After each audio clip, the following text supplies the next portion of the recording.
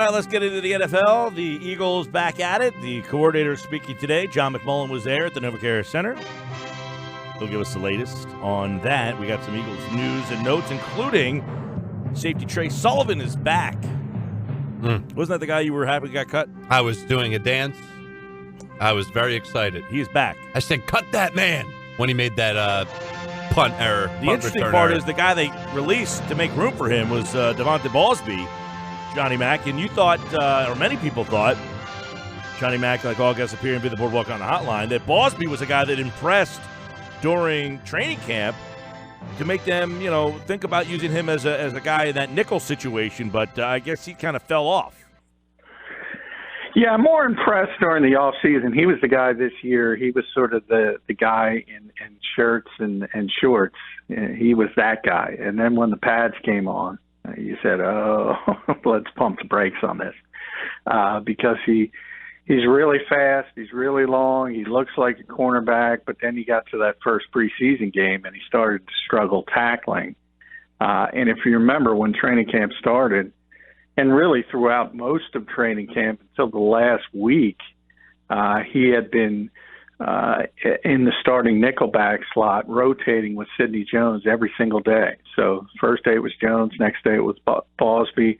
That continued for a very long time, but just couldn't tackle. And if you can't help and run support, you're not going to be able to play nickel corner in this league. Yeah, so that was the one move. The also other kind of key thing to start off with was Mike Groh said the team has already made their decision on who will start at quarterback for week number 2 against the Tampa Bay Buccaneers. They will announce it tomorrow.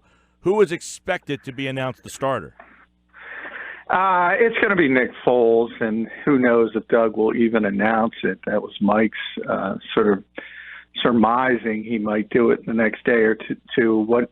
What Mike admitted is that they've already have the starter in-house. They've already started game planning for Tampa Bay, with most likely Nick Foles in mind as the starter. Tomorrow is actually Thursday is September 13th, and that is 9 months. That's the magic day since Carson Wentz had surgery. And that's why I think now that the GPS tracking report came out from ESPN, I think people are starting to look at week 3 as a bigger possibility. That might be the time the Eagles are going to pull the trigger on Carson Wentz. Yeah, that'll be interesting to keep an eye on. By the way, John McMullen, brought to you by Harrah's Resort and Bally's Atlantic City Wild Wild West, taking bets on their new sports books. Wager today at the book. If you are betting, would week 3 be the spot that you feel win or lose? I think so. I'm looking at week 3 as the most likely scenario because I don't see why it makes sense to hold off longer than that unless there has been a setback. And the Eagles continuously say there has been no setback. I kind of believe that from the standpoint of Carson's on the field every day. He's never taken a day off since the beginning of training camp. So I certainly don't think there has been a setback.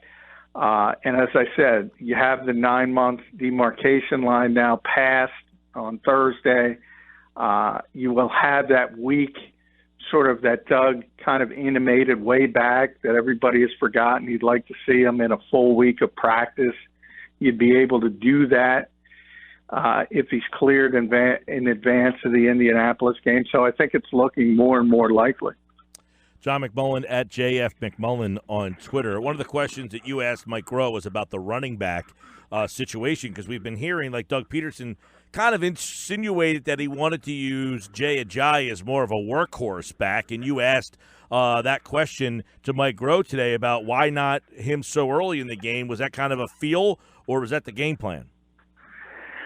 Yeah, and I was a little surprised, and I got that from Doug as well. It seemed like a game plan thing, but it wasn't.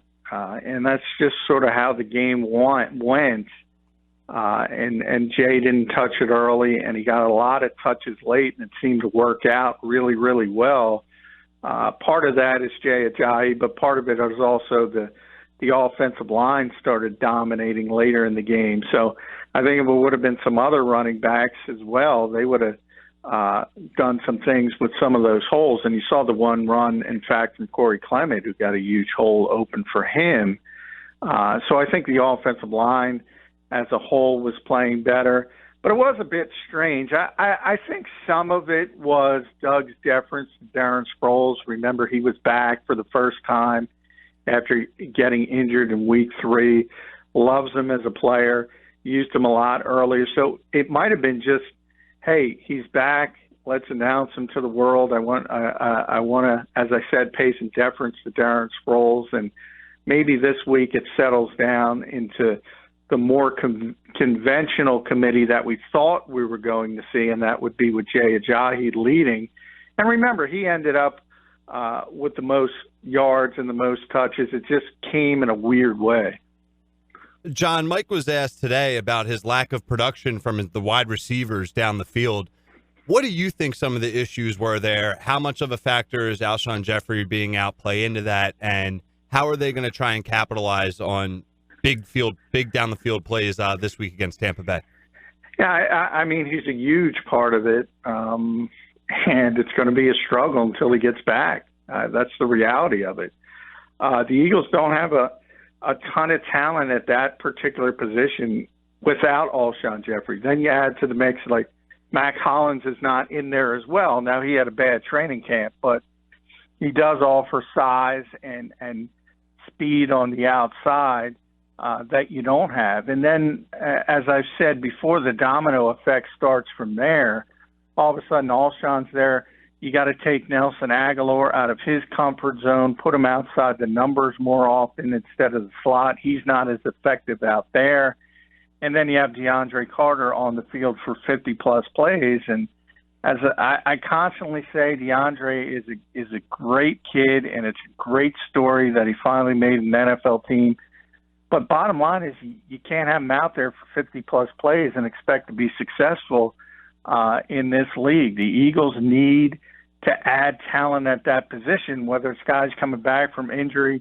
Mac's not going to be here for a while, so it's got to be Alshon quickly, or they got to bring somebody outside the organization. And they know that. They've spent this entire couple of days bringing in 3 practice squad receivers, Braxton Miller among them. Corey Coleman was going to work out, but he signed with the Patriots. Rashad Perryman has worked out. A couple former first-round picks. They know they need talent outside the numbers, and they have to improve. John, you asked Mike Groh today about the running back by committee approach. You asked him, you said there wasn't a lot of Jay Ajayi early in the game, a lot of him late. And if that was a game plan thing or that just kind of happened organically, what are your thoughts on how he answered that question, and how do you think we'll see the running back by committee approach play out this week against Tampa Bay? Yeah, like I was telling Mike, I think it was a difference that Darren Sproles a little bit part of it, and I do think eventually it'll settle down to a committee where Jay is more clearly number one. He ended up that way in the fourth quarter. But I think as we go forward to this week, it will start being more consistent in the fact that guys are going to carve out their roles. Darren's role is mainly going to be a third down back in key situations. Remember that third down that he converted that was so important on what turned out to be the game-winning drive. That's his role, and Jay's going to touch it the most. So, but when I say that, it's probably going to be 15 to 20. It's not going to be a huge number. And however it got there, the Eagles ended up with Jay Ajayi carrying it 15 times. So that's right in that range. Talk with John McMullen, 97.3 ESPN.com. One thing is on the offensive side of the ball, too, the tight end spot. You got Ertz, obviously, Goddard. Do you anticipate more of Goddard, less of Goddard? I mean, were you surprised at the way they utilized him in week number 1? I mean, he didn't really show much. They didn't show him much. Well, a little bit, but only because of the issues at receiver and the fact that Alshon and Mac Hollins are not out there. And you thought, maybe because of circumstance, you play more 12 personnel than 11, which is 2 tight ends versus 1 tight end. And the Eagles really didn't do that. They were at over 70% of 11 personnel. And, I remember talking about this with you, Mike, when they drafted Dallas Goedert. And I explained to people that Trey Burton would never play with Zach Ertz. And when he did play, it was when Zach was injured. It's very difficult to play 2 tight ends who don't block very well at the same time. And I think I've mentioned it a number of times, unless one of these guys, and let's be honest, it's not going to be Zach Ertz at this stage of his career. We know what Zach is. He's a great receiver. He had a bad game against Atlanta. I don't expect that to continue. He's going to be a Pro Bowl level receiver, but he's not going to be a good blocker. He's just not. And it's not going to change at this point of his career. Dallas wasn't asked to do much blocking on the college level, like a lot of big playmakers. He does have size, but it's a work in progress, and maybe he can become a better blocker. But until that happens, it's really, really difficult to play 2 tight ends if neither of them are competent blockers. You were talking to Mike Garreau today about kind of getting in a shootout, and he seemed like he was like, I don't understand what you're talking about here. But your point was they're not a team that typically throws up a 50 spot for the most part. So, and Jim Schwartz always says, it's kind of the game just kind of gets its own identity. When Groh looks at this game, does he kind of see a shootout happening? Does he want his team to be up in the 35 to 40 range against this Tampa Bay team? Is that a good recipe for Philly? I don't think it is. Not at this stage. Not until you have Carson and Alshon back. I don't think the Eagles want to get into many shootouts. The good news is I don't think they will have to with their defense. And I think more the anomaly was Tampa putting up the 48 spot against the Saints. I don't think you're going to see that consistently from week to week. And the Eagles defense is playing very well. Plus they get Nigel Bradham back after missing him in week 1. So I think the Bucs will come back to the mean. But from the Eagles standpoint, it's just going to be tough for them offensively early this season because they have so many issues at wide receiver, at quarterback. They're still feeling the committee approach out at running back, as we mentioned. But the one thing they can lean on is that offensive line, and they kind of took over the game in the fourth quarter against the Falcons.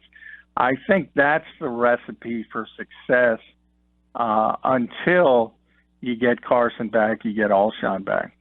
John, you go to Jim Schwartz, and he was asked about the 48 points, about what captured his attention from them getting 48, and he talked about the big plays they made. But Ryan Fitzpatrick, there was a question earlier that a text message came in, and they asked the question about which current player would be the next Doug Peterson and get into coaching and do well. And the guy who came to my mind was Ryan Fitzpatrick. Like, I could see him being a very smart, intelligent coach once he's done playing.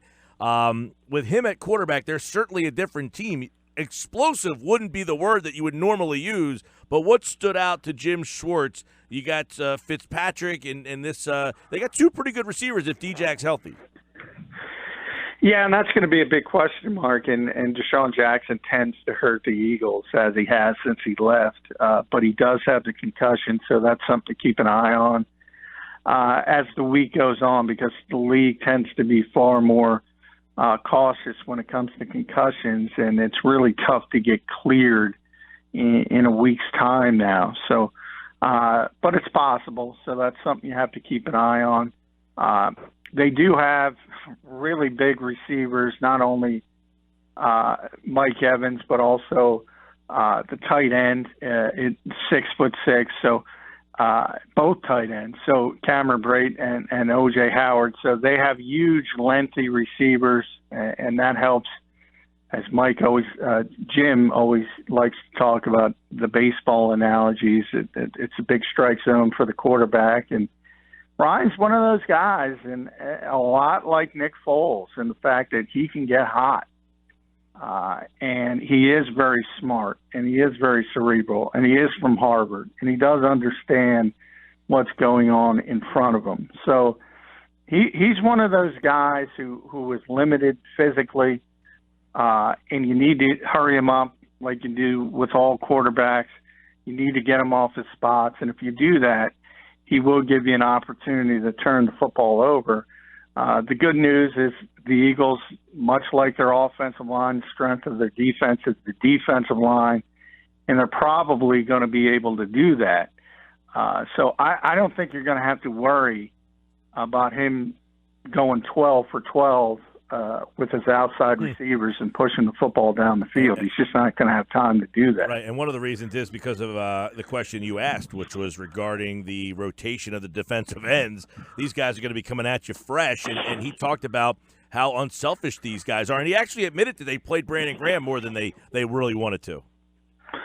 Yeah, he was pretty honest about that last week going into the game. He didn't think he would play as much as he normally does, and they had him on a pitch count because he missed almost all of the off season after the ankle surgery. So it was. I mean, Brandon, it looked like he didn't miss any time, but it's always a concern, especially how humid it was. And now, as you look forward, very similar environment going to be in Tampa.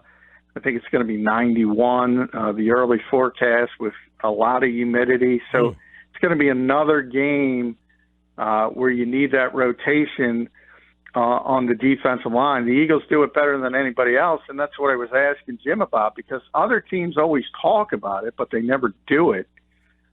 Jim does it, which I think requires some discipline. He kind of eschewed that off as the unselfishness, as you mentioned, of the players. And it helps that, you know, when you talk about defensive end, they got 4 defensive ends who can play. I mean, you talk about Brandon and Michael Bennett and all the Pro Bowls, and Derek Barnett is a first-round pick. And, oh, by the way, Chris Long was the best of all 4. Yeah. That's a pretty impressive group. Vinny Curry, Bo Allen, a pair of former Eagles. We'll see them this week as they play for the Tampa Bay Buccaneers. That's the Eagles' next opponent. Real quick, John, a couple quick hits on the 2 Monday Night Football games last night. What'd you think?